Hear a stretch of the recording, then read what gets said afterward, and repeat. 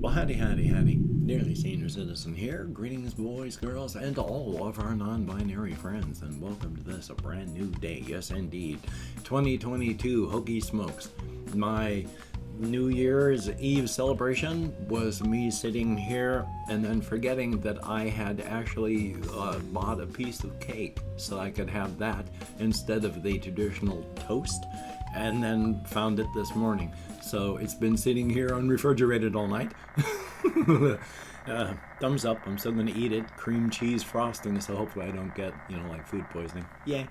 But it's 2022, so thumbs up for that. And I didn't do anything except go out for walkies last night and played some video games, watched some videos yesterday, and then there's Amelia using the cat box back there. Amelia, will you please stop digging? Amelia! She'll just dig and dig and dig, and boy is that fun.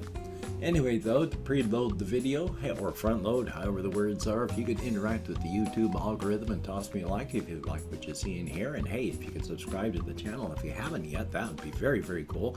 I like comments, even though it's hard for me to push through my executive dysfunction. I do enjoy comments. If you could leave me a comment, that would be very awesome. And I do wish to thank each and every one of my Patreon patrons. These beautiful and awesome people literally help to keep me alive. Excuse me. I am disabled, unable to work, and because of that, my disability barely covers my rent, and because of that, these people here have been helping to keep me alive, and that's a very, very good thing. Thank you so very much. If you'd like to become a patron yourself, there are links in the show more video description, wherever it happens to be, on whatever device you're watching. Thumbs up for that. Yay! Front loading of the video over. Oh, YouTube. But yeah, it's been cold and it's been, cold. And because of that, I've been feeling much more active mentally and much more active physically, but it's dangerous to go out walking, so I only go out after it gets dark and colder, so my risk of fall is greater. But I do go out walkies, and I walk for anywhere from around 5 or 6 miles every single night, and that's good. And lately it's been through the snow. And hey, excuse me, the tree maze that I walked through again last night, it had been just plain falling apart, and more than half of it had gone dark from the extension cords being unplugged. Trees had been knocked and pulled over. The last couple days out on walkies, I'd noticed some people were putting stuff back up, and when I went through last night, most of the trees were put back up. Most of the lights were functional again. It was very nice. So definitely a thumbs up on that.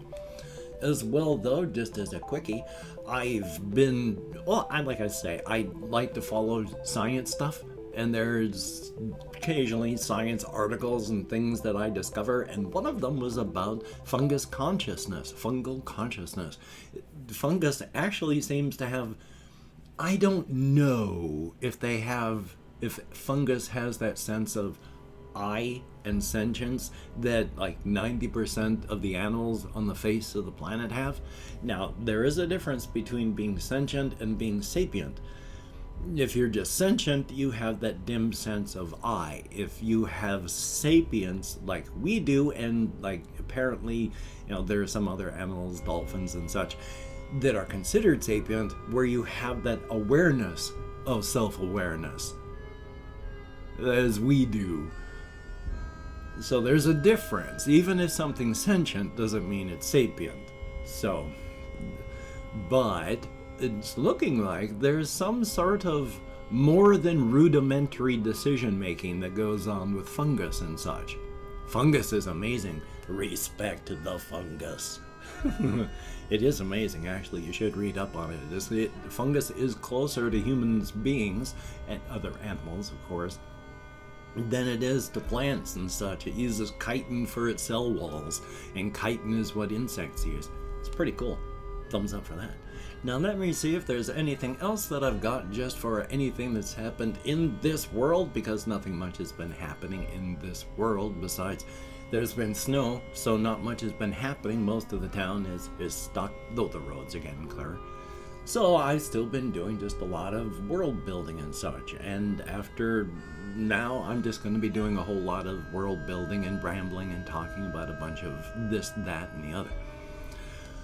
One of the things is, I don't know why I'm so fascinated, that was hard to say, fascinated with this whole cryptid energy that I also posit is flooding the world in the other inside-outside razor's edge thing, so that there's all types of cryptids in the world and such, and it's all really mystical seeming, but it's not magic. There's no magic, there's no supernatural in any of this. It's all science and energies that we don't understand, but it is all science. There's sciences to it. So these things happen, but there's extra universal chromosomes from extra universal energies, because don't forget, the whole inside-outside is part of the cosmic horror framework. It is just one universe and a multiverse that has been badly damaged by the presence of the cosmic horrors that have taken over and live inside this infinite city that overlays the entirety of the multiverse, and it's radiating its pain and heat of just, it used to be taking care of an infinite amount of people in this infinite city, this city did, and now they all evacuated, leaving it empty and alone with only the cosmic horrors there. And the heat and the pressure of the cosmic horrors helps all of realities to sort of soften and melt a bit, so that energies leak out of universes and leak in from other universes into those universes. And there being four zones to the multiverse, there is a very high heat and pressure part of the multiverse with very, very powerful energies that to them is just like, hey, sunlight, but to us is far, far different. And these energies leak out and spread because of the cosmic horrors, and in this particular case, this one conjoined universe with the extra universal energies became this far more than it was an extremely beautiful thing. And inside of it, the energies that are in the inside, that flow from the inside to the outside, where we are, well, some of us have the sight, and we can see the inside and travel there. And there's also that other energy that comes out of other doors from the inside, and that's the cryptid energy. And it is a much denser type, and it dissipates much more slowly because it takes the universe more time to process it, and so it builds up. And this energy is what activates the extra universal chromosomes of the cryptids. Because normally in the outside world, the best way to look at that is there is a handshake protocol in all of reality. You reach out and it's like, here we all have the color of lavender, and on the inside they have the sound of the human note soprano. There's no handshake protocol for that. We can't acknowledge that. We don't see it, feel it, taste it, touch it. It's there, we can't acknowledge it. The other energy, the cryptid energy, is like the smell of cinnamon. No handshake protocol either, except those cryptids, well, they can interact with those that will become victims or may become victims.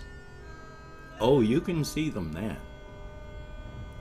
So, with the cryptids, the cryptid part of this whole inside-outside razor's edge is looking like, for me, the scope of what I'm trying to do with that Year on the Razor's Edge book idea is becoming way too tiny, because so much the characters of like Stovepipe Johnny and Speleodoncus Ray, things that I thought of as just, quick things that would be, hey, introduce the character, they could be broken up into almost full novels themselves, each of these things. So the scope may be becoming too large, so we'll see what happens. And what I mean by scope is, this setting for me is just absolutely perfect. It has everything in it, from science fiction deep on the inside to mixing of contemporary and medieval right on the razor's edge and close to the inside.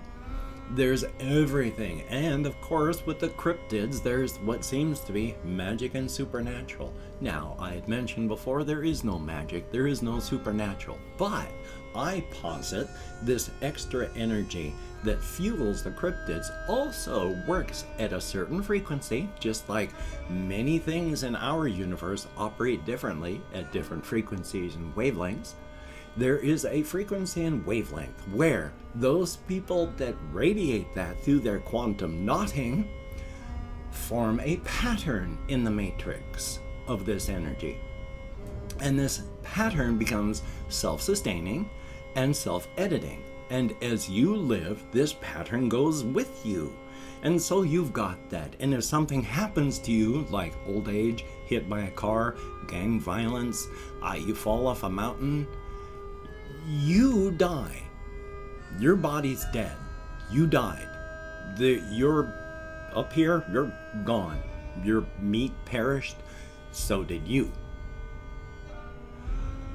However, that self-sustaining, self-editing pattern suddenly discovers, oh my gosh, wait a minute, that's my body. What? How am I thinking? What is happening? What's going on? The quantum knotting of intelligence in our brains forms a infinite fractal landscape. Nothing can fully record that. This matrix that records the pattern and forms the self-sustaining, self-editing pattern only records about 75% of all that landscape that the knotting provides. But the infinite fractal landscape of us is such that even if you only recorded 50% and then you took that 50%, made them a person, and put them into our world, they'd be still so complete they'd never know that they were only half real. They would never know. Their lives, their inner lives, their outer lives would be as full and rich and complete as any 100%er. And any 100%er would never realize that the person they're interacting with is only half real. So even though this pattern is only a 75% recording, it's more than enough to be a real person. And so there's no ghosts. When you die, you die. But this recording of you, this self-sustaining, self-editing memories pattern continues. Ghosts? I also figured this one character, and there's a bit of symbolism inside of it that I'll have to deal with later, but I figured there's this one person who does have that happen in the cryptid world, and I want to talk about them because they don't believe in ghosts, they don't believe in the supernatural, they don't believe in any of that, they don't believe they're a ghost, but they don't know what the hell is going on. They do befriend somebody. And they talk with them about it. And when they're just saying, I'm not a ghost, their friend just says, well, if you're not a ghost, then what are you? And of course it's like, well, what am I? It's like, I don't know what I am. I just said. And their friend just said, no, what are you? You're not a ghost. It's up to you to define. No one else can tell you what you are. What are you? It is your life now. It is your life to make of what you will. What are you? How are you going to define yourself then? If you're not a ghost and you know you're not supernatural, but you're also not the person who died, even though you're based on them, then who are you? And who you decide to be is whoever you are and is perfectly valid. Now, if I was walking along with that and then just going, okay, that is so thinly veiled symbolism, even I can see it as it's happening. So hopefully it's as obvious to other people as it is for myself. Because we have a whole lot of people in the world that are being told by people that aren't them that they're not who they are. So, but that's how that's working out. And real quick, I did talk yesterday how about, well, I'll just mention this yesterday because it's a big enough thing where, Bakir and people and deaf. So I have opened up 24 hours worth of comments though on my community tab. Going to go through and thank the very small number of people that left me comments in the last 24 hours. But hey, New Year's Eve, and especially in the U.S., that means not paying a lot of attention to other than so, or whatever substance you happen to use. Anything more than 0 is awesome, though. And if I mispronounce a username, no disrespect is intended. I'm an American English speaker, and even though I can't American Sign Language, wow, with my depression, fibro, THC use for pain and mobility, I got a whole bunch of reasons why my memory is just shot. Still getting better, though, and that's a good thing. So let me call out my Chrome. We have Cruel World. We'll put that on the list. We have Shadow, thumbs up. There is Ice Demon, greatly appreciated. You Halfwit, heck of a name, but thank you very, very much. We have Chris R, greatly appreciated. There's Kelly Robinson, thumbs up and thank you. Ben B, always good to see you in the comments. And I'm having a good day so far. Crewmate Can't Sleep, definitely a happy new year. Rebecca Rose, thumbs up and thank you. Matty Green, greatly appreciated. And that is it. 10 people who left me comments in the past 24 hours. You know what? I can deal with it. Greatly appreciated, each and every one of you. You get me out of my head and into the world and dealing with real people, if only in text and if only for a short time. Greatly appreciated.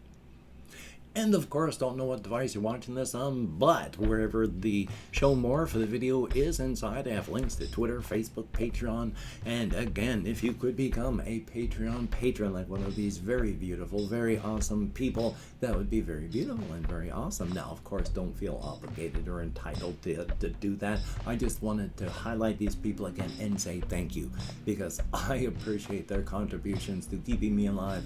An incredible amount. I do not know how long I should be holding my hands in the air. I've gotten lost on that. But those people, beautiful, awesome. And if you could become one, that would be awesome as well. If you'd like to help me out without becoming a patron, I do have a PayPal link. I'm not above grubbing for your spare change.